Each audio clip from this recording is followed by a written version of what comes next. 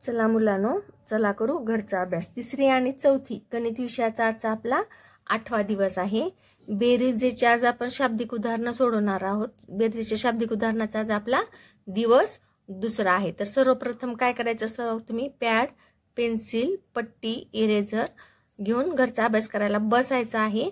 आणि बसल्यानंतर मस्त गणित छान लिहून घ्यायची, चांगल्या अक्षरामध्ये गणित लिहून घ्यायची आणि व्हिडिओ झाल्यानंतर ती सोडवायची आहेत। लगेच माझं उत्तर बघून लिहू नका, ठीक आहे।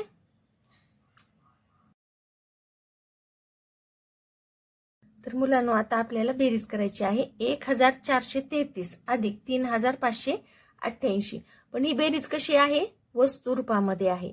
हातचा जे आपण गणित करत असताना हातचा आला म्हणतो, तो हातचा नेमका कसा येतो हे वस्तू रूपामध्ये मी तुम्हाला शिकवणार आहे।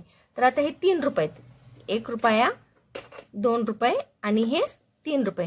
हे 3 रुपये झाले आणि हे 8 रुपये। 1 2 3 4 5 6 7 3 3 2 3 3 2 6 7 आणि हे 8 रुपये झाले। हे 8 रुपये आणि हे 3 रुपये। आता यांची बेरीज करायची म्हणून यांना काय करायचं, आपल्याला एकत्र करायचं, एकत्र करून मोजायचे। आता किती रुपये झाले बघू आपण। 1 2 3 4 5 6 7 8 9 10 आणि 11। 3 अधिक 8 किती झाले, 11 रुपये झाले।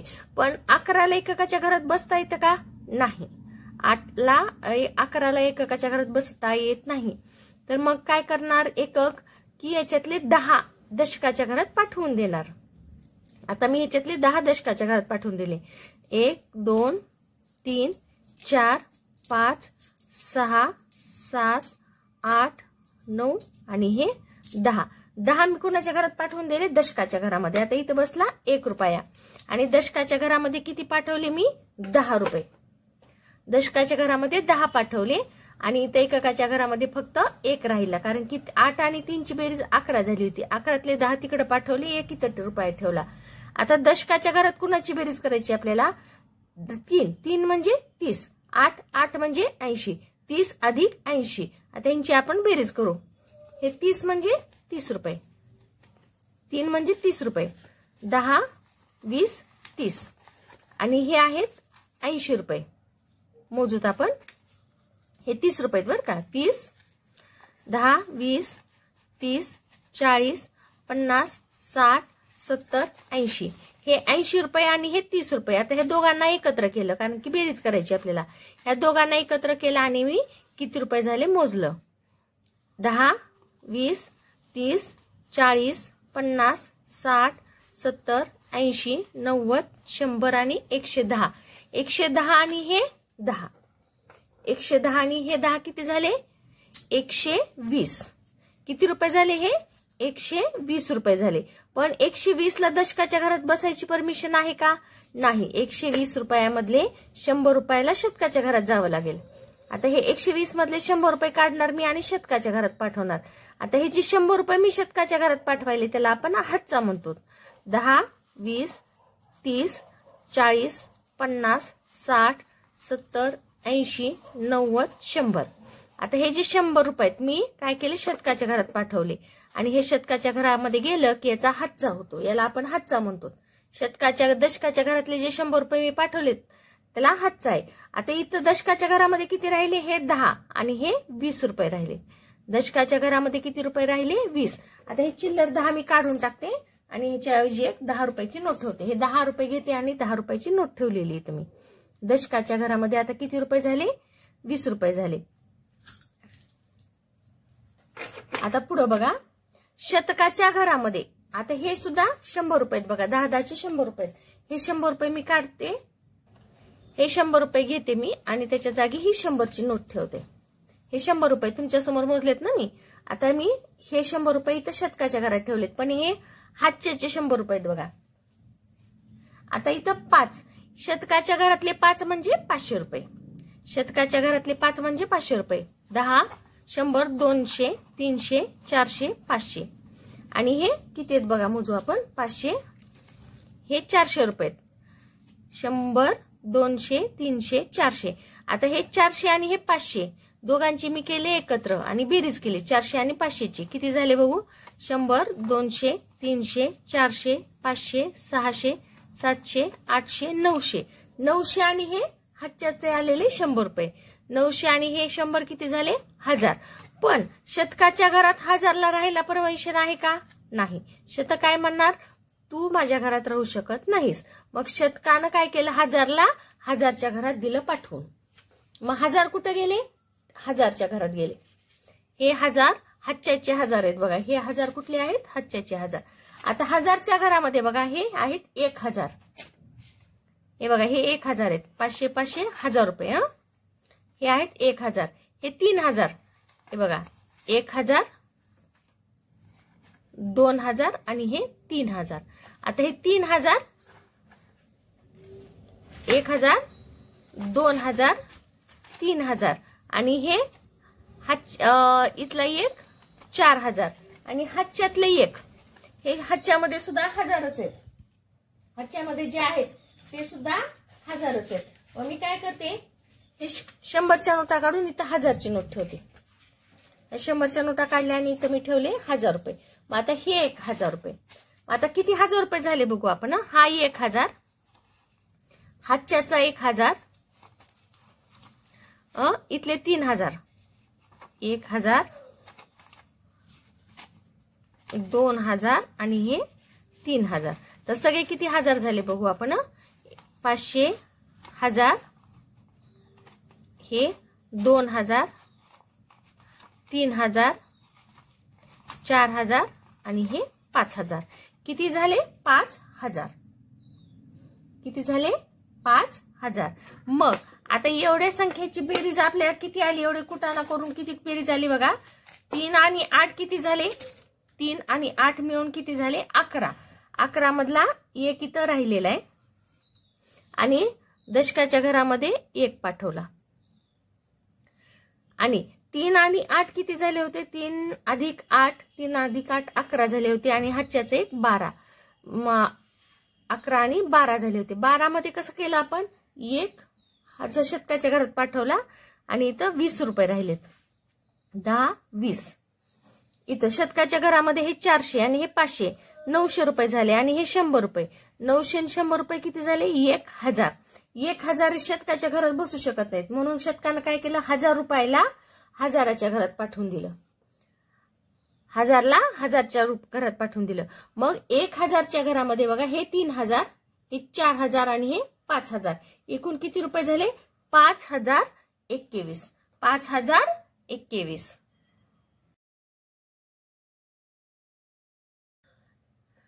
तर मुलांनो हे गणित तुम्हाला फास्ट लिहून घ्यायचे आहेत. एक गणित लिहून झालं की 5 ओळी रिकाम्या सोडायच्या. नंतर व्हिडिओ संपल्यानंतर तुम्हाला हे गणित लिहून घ्यायचे. ठीक आहे, चला फास्ट लिहून घ्या.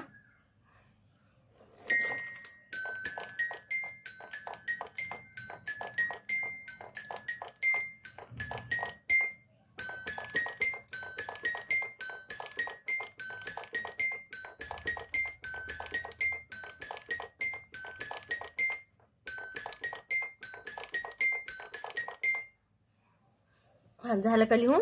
आता बघा गणित काय म्हणलेलं आहे. गणित हे नेहमी समजून घ्यायचं आधी काय विचारलेलं आहे आपल्याला. उगा कशाच्या खाली काही पण लिहून बेरीज वजाबाकी करायची नाही. वृक्षारोपणाच्या वेळी, वृक्षारोपण म्हणजे काय? झाडं लावायचं.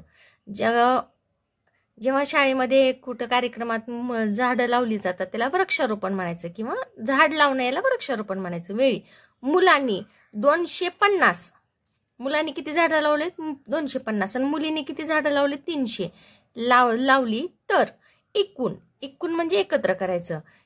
किती झाडे लावली? आता एकूण म्हणलं की काय करायचं असतं? बेरीज करायचं असतं. पहिला प्रश्न काय काय करायचं? बेरीज करायची. दुसरं काय? किती डबे आखायचे? एकक दशक शतक. एकक दशक शतक एवढेच तुम्हाला डबे आखायचे आहेत. एवढेच डबे आखायचे आहेत. एकक दशक शतक. आता काय म्हणलेलं आहे? मुलांनी किती झाडं लावली? 250. मुलांनी किती झाडं लावली? 250 आणि मुलींनी किती झाडं लावली? 300. मुलींनी लावली 300 झाडे. तर एकूण किती झाडे लावली? आता आपल्याला बेरीज करायची. पहिल्यांदा काय करायचं? गणित करत असताना सुरुवातीला असे नंबर टाकून घ्यायचे बोटावर. 1 2 3 4 5 6 7 8 9 10 करंगळीपासून सुरू करायचं. आता एककामध्ये किती आहेत? 0 0 शून्यला 0 आलं. 5 मध्ये 0 मिसळलं, 0 5च राहिले. अरे इथे चिन्ह द्यायचं राहिलं, महत्वाचं, सगळ्यात महत्वाचं चिन्ह आहे. 5 मध्ये 0 मिसळले 5 झाले. आता 2 मध्ये 3 मिसळले, 2 मध्ये 3, 2 फक्त म्हणायचं, 2 3 4 5. 2 मध्ये 3 मिसळले किती झाले? 5. म्हणजे आता आपलं उत्तर किती आलेलं आहे? 550. तर इथं लिहायचंय आपल्याला उत्तर. तर एकूण 550 झाडे लावली. 550 झाडे लावली. तुम्ही जे उत्तर गणित केलेले याला 1 मार्क असतो आणि उत्तर शब्दामध्ये जे लिहिलेलं आहे त्याला 1 मार्क असतो. प्रश्न शब्दात आहे म्हणून उत्तर सुद्धा शब्दातच लागतं परीक्षेमध्ये. ठीक आहे. चला पुढचा प्रश्न लिहून घ्या. समीरने 860 रुपयास टेबल आणि 555 रुपयास खुर्ची खरेदी केली, तर त्याने एकूण किती रुपयांची खरेदी केली? चला गणित लिहून घ्या.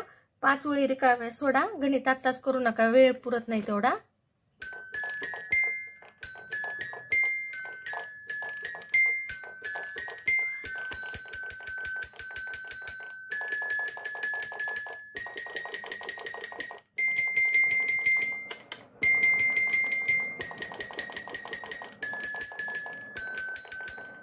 झालं का? आता काय म्हणलेले बघा, समीरनं 800. आता तुम्ही बाजारामध्ये गेलात तर बाजारात गेल्यावर काय करतात? तुम्ही वस्तू घेतात आणि तुमच्या खिशातले पैसे देतात. पण जेव्हा तुम्हाला एकाच दुकानात तुम्ही एखाद जास्त वस्तू घेतात तेव्हा काय करतात? ह्या वस्तूचे पैसे आणि ह्या वस्तूचे पैसे, दोन्ही पैशांची काय करतात? बेरीज करतात आणि जेवढी बेरीज झाली तेवढे दुकानदाराला तुम्ही पैसे देतात. तसंच आहे. समीरनं काय घेतलेलं आहे? टेबल आणि खुर्ची घेतली, एकाच दुकानात घेतली. 860 रुपयाचा टेबल घेतलेला आहे आणि 555 रुपयाची खुर्ची घेतली. तर त्यानं दुकानदाराला किती रुपये द्यावं किंवा किती रुपयाची त्यानं खरेदी केली? तर आता इथं काय करायचं? एकूण म्हणलं की डोळे झाकून बेरीज करायची. काय करायची? इथे आता बेरीज करायची आपल्याला. तर एकूण म्हणलेलं आहे, किती म्हणलेलं आहे? बेरीज करायची म्हणून ठरलेलं आहे आता आपलं. दुसरं काय बघायचं आपल्याला? आता किती डबे आखायचे? एकक, दशक, शतक आणि हातच्यासाठी 1000, म्हणजे 4 डबे आखायचे आहेत आपल्याला. एकक, दशक, शतक, 1000. आता इथं बघा 860 एकक, दशक, शतक म्हणून शतकाच्या घरात घेतलं मी. 860 अधिक एकक, दशक, शतक, शतकाच्या घरापासून सुरू करायचं लिहिला. 555. 860 अधिक 555. आता करायची बेरीज. 0 मध्ये 5 मिसळले. 0 मध्ये किती मिसळायचे आपल्याला? 5. 0 मध्ये 5 मिसळले, 5च राहिले. बोट काढायची गरज आहे का? नाही. आता 6 मध्ये 5 मिसळले, आता मात्र बोट काढावे लागतात. 6 मध्ये किती मिसळायचे आपल्याला? 5. 6 फक्त म्हणायचं. 6 7 8 9 10 11. 11 कसं लिहिणार आहे तुम्ही? शतकाच्या घरामध्ये 1 आणि दशकाच्या घरामध्ये 1. 11 कशी लिहिले? शतकाच्या घरामध्ये 1 आणि दशकाच्या घरामध्ये 1. आता 8 मध्ये 5 मिसळायचे आपल्याला. 8 मध्ये किती मिसळायचे? 5. 5 कांड्या काढा. 8 पासून मोजा. 8 9 10 11 12 13. किती झालं उत्तर आपलं? 13. आता 13 कसं लिहिणार आहे मी? 1000च्या घरामध्ये 1 आणि शतकाच्या घरामध्ये 3. किती आलं मग बेरीज आपलं? 1315. तर आता आपण काय लिहिणार उत्तर? तर 1315 रुपयांची खरेदी केली. तर 1315 रुपयांची खरेदी केली. ठीक आहे, झालं का? हा चला मुलांनो, गणित लिहून घ्यायचे तुम्हाला. गणित लिहून घ्या फास्ट, जरा बारीक अक्षर आले, थोडं लक्ष देऊन बघावं लागेल. तर एका गावामध्ये 354 पुरुष, 330 स्त्रिया व 168 मुले आहेत. तर त्या गावची एकूण लोकसंख्या किती? असं गणित आहे. फास्ट लिहून घ्या, आत्ताच करू नका. 4 ओळी रिकाम्या सोडा.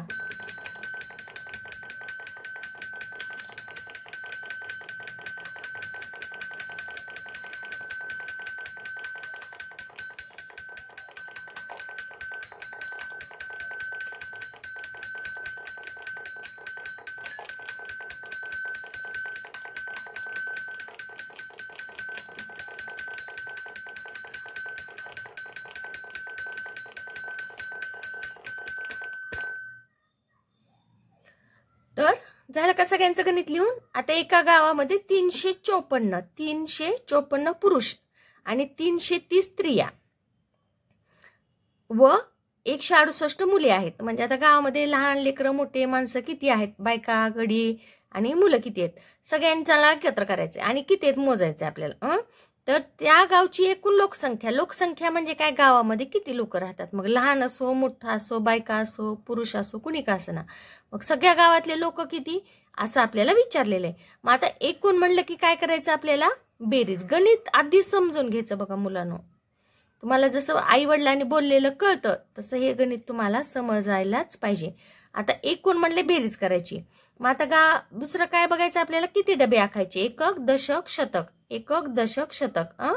शतक आता हे 3 डबे आखायचे. हातचा तर काही जास्त येत नाही म्हणून 3 डबे आखायचे आणि मग नंतर आपल्याला ही मांडणी करायची गणिताची. आता पुरुष किती आहेत बघा, 354. एकक, दशक, शतक. शतक पासून लिहायला सुरुवात करणार आहे मी. 354. स्त्रिया किती आहेत, एकक, दशक, शतक.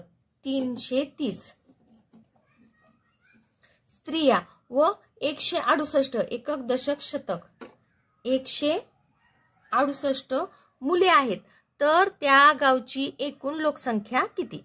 आता त्या गावामध्ये एकूण लोक किती राहतात असं आपल्याला विचारलेलं आहे. तर सोपं करूत आपण बेरीज. 4च्या पुढं 8 घरं, 0 मिसळले, 4 मध्ये 0 मिसळले, 4च राहिले आणि 4 मध्ये 8 मिसळले. आता 4च्या पुढं मोजू आपण. 4, 5, 6, 7, 8, 9, 10, 11, 12. 12 कसं लिहिणार आहेत आपण, दशकाच्या घरामध्ये 1 आणि एककाच्या घरामध्ये 2. आता 5च्या पुढे 3 घरं काढायचे आहेत आपल्याला. 5च्या पुढे 3 घरं. 5, 6, 7, 8. 8च्या पुढे 6 घरं. 8, 9, 10, 11, 12, 13, 14. 14च्या पुढे 1 घर. किती झाले, 15. 15 कसं लिहिणार आहेत आपण, शतकाच्या घरामध्ये 1 आणि दशकाच्या घरामध्ये 5. 15 कशी लिहिली आपण, शतकाच्या घरामध्ये 1 आणि दशकाच्या घरामध्ये 5. आता पुढं 3च्या पुढे 3 घरं. 3, 4, 5, 6. 6च्या पुढे 1 घर. 7. 7च्या पुढे 1 घर. 8. तर आपलं उत्तर काय आलेलं आहे, 852. 852. आता शब्दामध्ये कसं लिहिणार आपण, तर त्या गावाची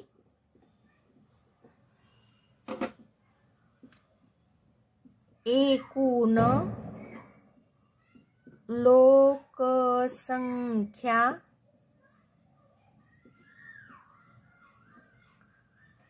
852 आहे. हे झालं आपलं उत्तर. याला 1 मार्क आणि याला 1 मार्क. चला मुलांनो, गणित लिहून घ्या. आता ह्या गणितामध्ये गणित खूप सोपं आहे, पण इतके मोठे मोठे शब्द आहेत तुम्हाला माहितच नाहीत असे शब्द आहेत बघा. मुद्दाम तुमचं गणित चुकवण्यासाठी बघा. प्रदूषण चाचणी केंद्रात. प्रदूषण चाचणी केंद्र तुम्हाला माहिती का कसं असतंय ते, नाही माहिती तर प्रदूषण चाचणी केंद्रात 193 दुचाकी वाहनांची व 297 चार चाकी वाहनांची प्रदूषण चाचणी केली. तर एकूण किती वाहनांची प्रदूषण चाचणी केली. आता हे गणित तुम्हाला फास्ट लिहून घ्यायचंय.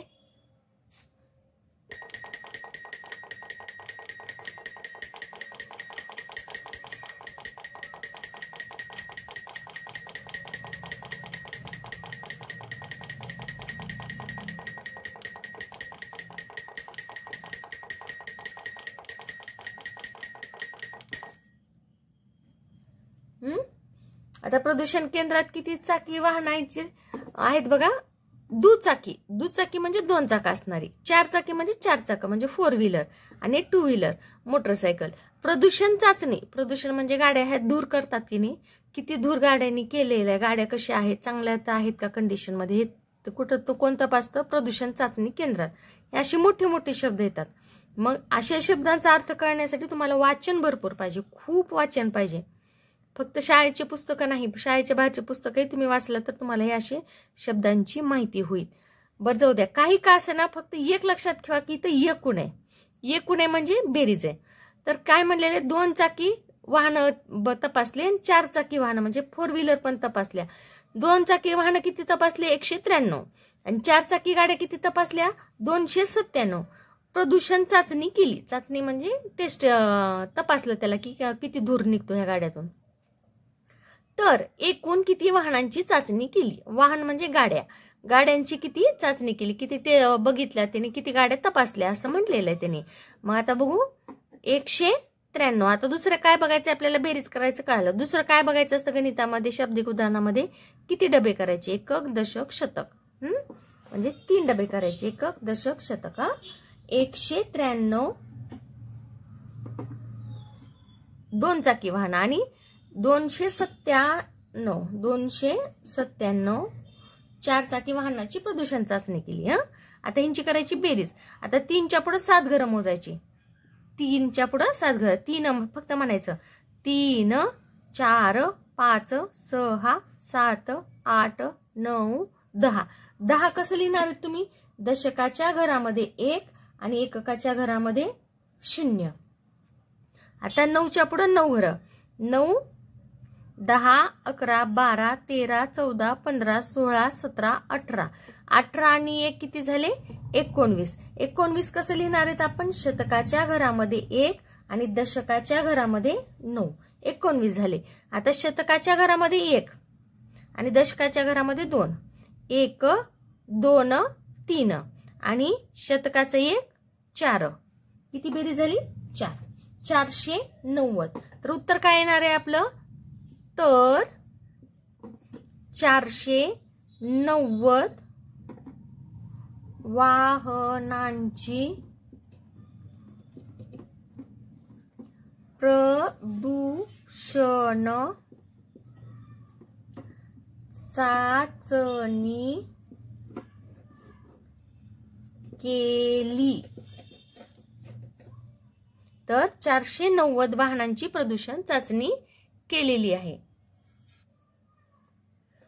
चला लवकर गणित लिहून घ्या. हे गणित लिहून घ्यायचे तुम्हाला. गणित लिहित असताना फक्त 4 ओळी रिकाम्या सोडा. व्हिडिओ संपल्यानंतर गणित करायचे तुम्हाला. फक्त आता गणित लिहून घ्या आणि समजून घ्या.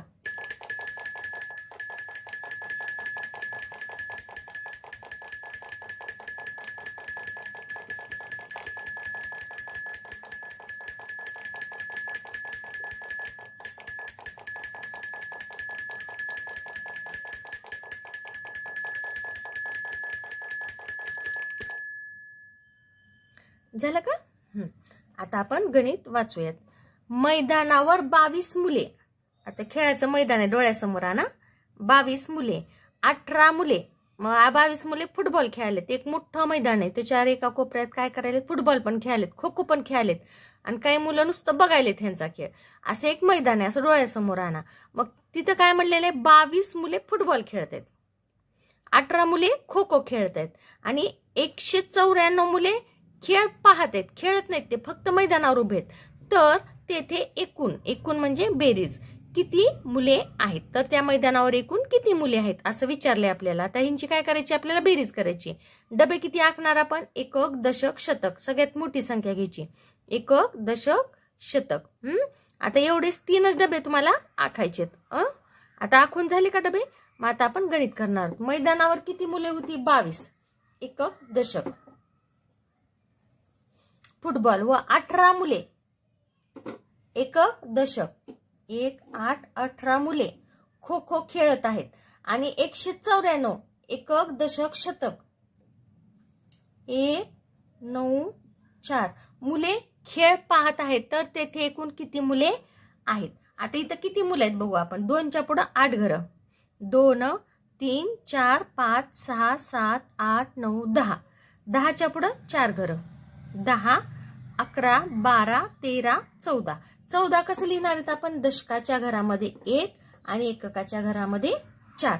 आता 2च्या पुढे 1 घर मोजायचे आपल्याला, 2 3. 3च्या पुढे 9 घरं, 3 4 5 6 7 8 9 10 11 12. 12 आणि हाच्याचा 1 13. 13. आता शतकाच्या घरामध्ये मी 1 लिहिला आणि दशकाच्या घरामध्ये 3 लिहिले. 1 आणि 1 किती झाले मिळून 2 झाले. म्हणजे काय उत्तर येणार आपलं, तर तेथे एकूण 234 मुले आहेत. चला गणित लिहून घ्या आता सगळ्यांनी. धोनीने एका डावात 105 धावा व दुसऱ्या डावात 89 धावा केल्या तर दोन्ही डावात मिळून त्याने किती धावा काढल्या? धोनीने किती धावा काढल्या? आता चला फास्ट गणित लिहून घ्या.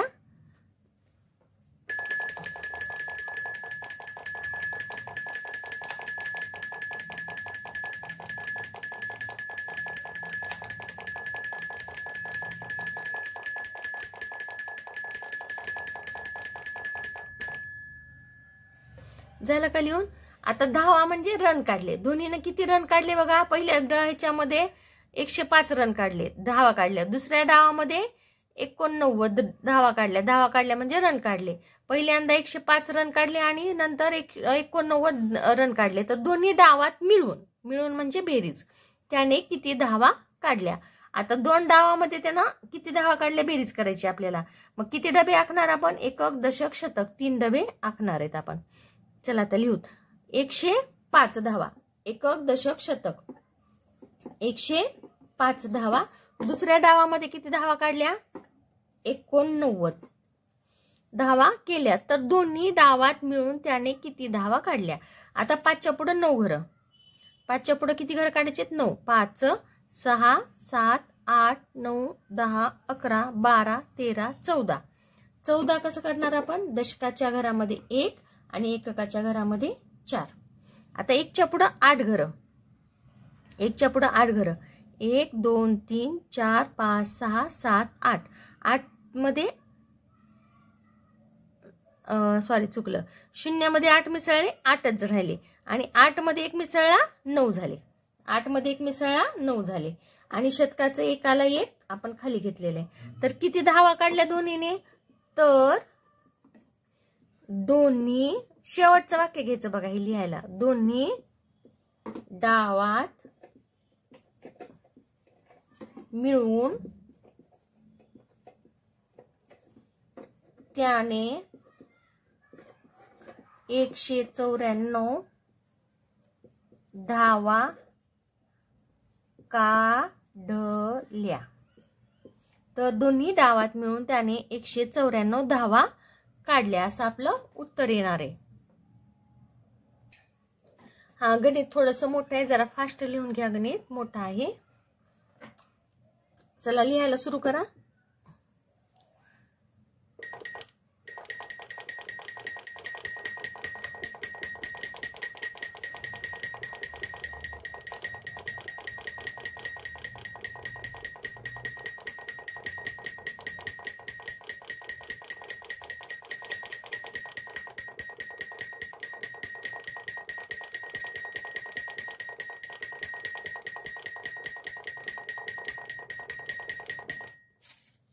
झालं का? अ तुकडीमध्ये ज्या मोठ्या शाळा असतात तिथं बघा वर्ग तुकडे असतात. अ वर्ग, ब वर्ग, क वर्ग असे एकाच वर्गाचे. 5वीचा अ वर्ग, 5वीचा ब वर्ग आणि 5वीचा क वर्ग. जिथं खूप मुलं असतात त्याला तुकडी म्हणायचं. अ तुकडीमध्ये 32 विद्यार्थी आहेत.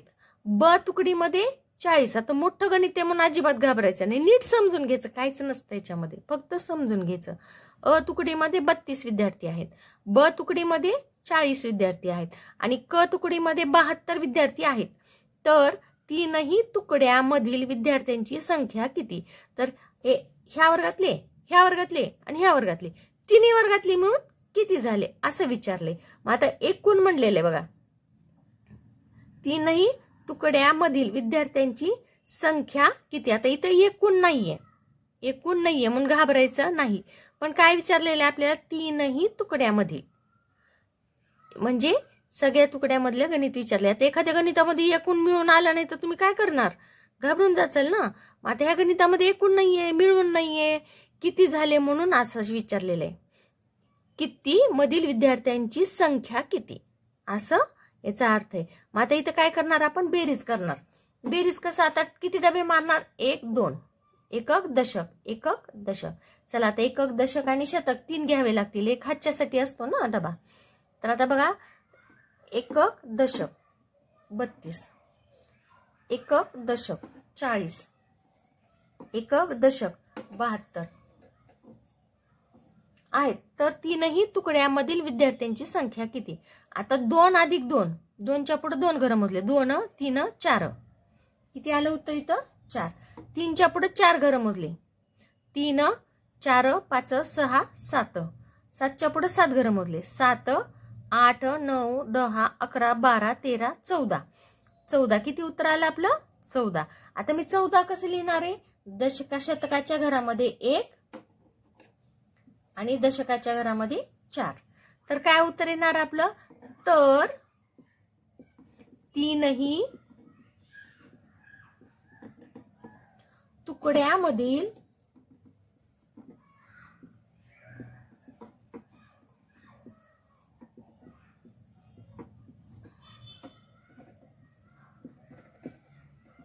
विद्यार्थ्यांची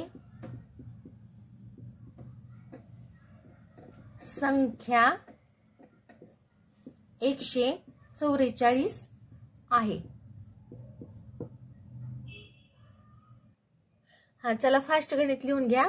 शाळेच्या पटापैकी 332 मुले व 328 मुली असल्यास शाळेचा एकूण पट किती.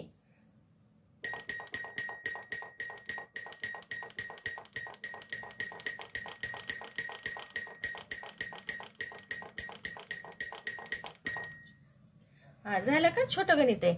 तर किती पट, पट म्हणजे किती, शाळेत एकूण मुलं किती, पट म्हणतात त्याला, शाळेचा पट किती. आता वर्गाचं तुम्ही हजेरी जर कधी बघितली असेल तर त्याच्यात पट लिहिलेला असतो बघा, पट. पट म्हणजे उपस्थिती पट, वर्गामध्ये किती मुलं आहेत त्याला पट म्हणतात.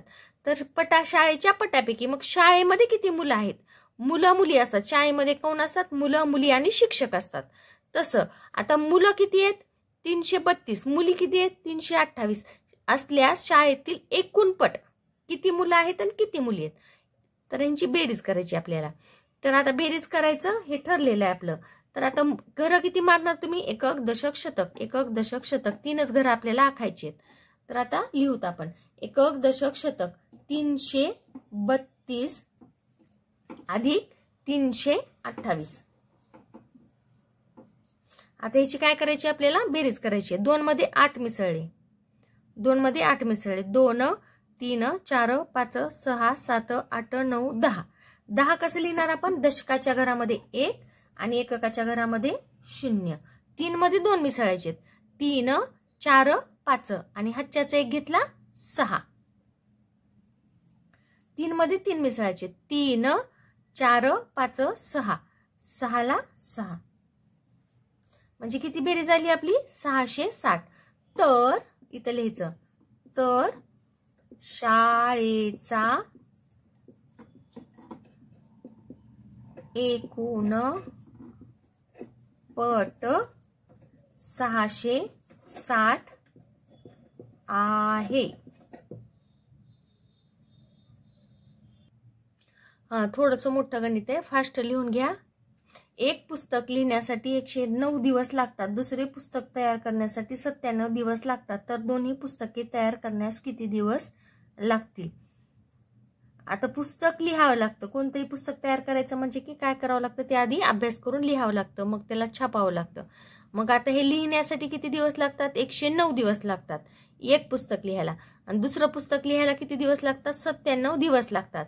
तर हे पुस्तक आणि हे पुस्तक, दोन्ही पुस्तकं लिहायला किती दिवस लागतील. मग आता इथं करायची आहे बेरीज. आता इथं एकूण नाही, मिळून नाही, काहीच नाही. मग आता काय करणार, घाबरणार का नाही, गणित समजून घ्यायचं.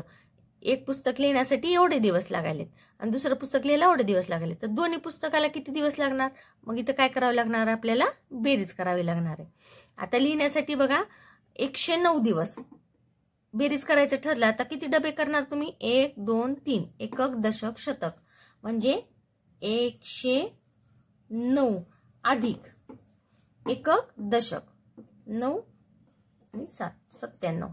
आता ह्यांची करायची आहे आपल्याला बेरीज. 9च्या पुढे 7 घरं मोजायचे आहेत आपल्याला. 9 10 11 12 13 14 15 16.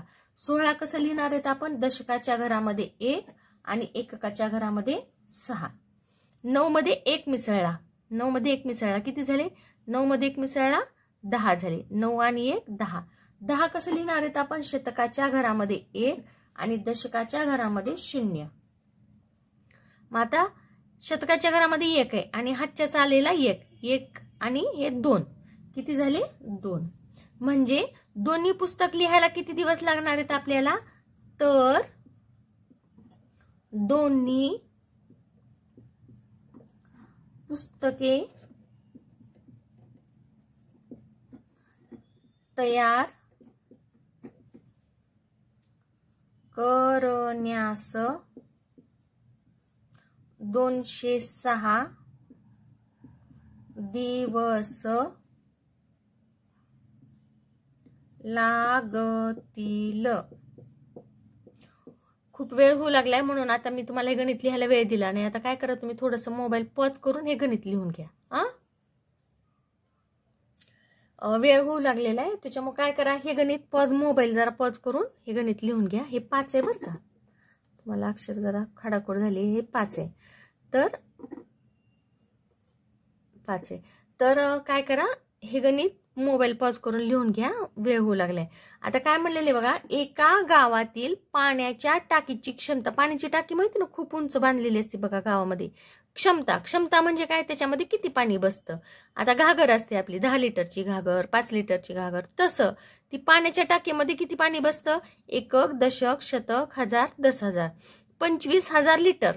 आणि दुसऱ्या टाकीची क्षमता किती आहे? एकक दशक शतक हजार 10,000 म्हणजे 15,000 एका टाकीमध्ये बसतं आणि 2,500 लिटर दुसऱ्या टाकीत पाणी बसतं. तर दोन्ही टाक्यातील पाण्याची एकूण क्षमता किती? क्षमता म्हणजे किती पाणी त्याच्यात बसतं. आता हे मोठे मोठे अवघड शब्द आहेत, थोडं समजणार नाही. आता 3रीच्या मुलांना पुढच्या वर्षी खूप छान समजेल हे गणित. हेच व्हिडिओ तुम्हाला पुढच्या वर्षी पण बघायचा आहे. तर आता हे गणित काय म्हणतं, आणि 4थीच्या मग तुम्हाला अजून ह्या मोठ्या मोठ्या संख्या येत नाहीत, काही अडचण नाही, मी सांगायलेली आहे. फक्त एकाखाली एक संख्या लिहा, बरोबर तुम्हाला उत्तर भेटून जाईल. आता एकक दशक शतक हजार 10,000 एकूण म्हणलेले बेरीज करायची. आता डबे किती आखायचे बघा, 1 एकक दशक शतक हजार 10,000 म्हणजे 5 डबे आखायचे. 1 2 3 4 5 5 डबे आपल्याला आखायचे, तिथे आखलेत तसे. आणि इथं पण 5 डबे तुम्हाला आखायचे, एकक दशक शतक हजार 10,000. तर मी डबे इथं आखून घेतलेले. चला लिहिते मी आता. 25,000 दुसरे किती आहेत? 15,000 लिटर आहे. तर दोन्ही टाक्यातील पाण्याची एकूण क्षमता किती? आता दोन्ही टाक्यामध्ये पाणी किती आहे बघू आपण. 0ला 0 0ला 0 0ला 0 5 मध्ये 5 मिसळले, 5च्या पुढे 5 घरं, 5 6 7 8 9 10. 10 कसं लिहिणार आहेत? 10,000च्या घरामध्ये 1 आणि 1000च्या घरामध्ये 0. 2 मध्ये 1 मिसळला 3, 3 मध्ये 1 मिसळला 4. तर एकक दशक शतक हजार 10,000 म्हणजे काय येणार इथं उत्तर? तर पाण्याची एकूण क्षमता 40,000 लिटर आहे. झालं का? गणित खूप मोठं आहे पण खूप सोपं आहे. 0 0 0च आहे, बाकी काही नाही. फक्त ह्या गणितामध्ये तुम्हाला संख्या येत नाहीत ना एवढ्या, मग पुढच्या एका खाली एक लिहा, आपोआप तुम्हाला बरोबर उत्तर येईल.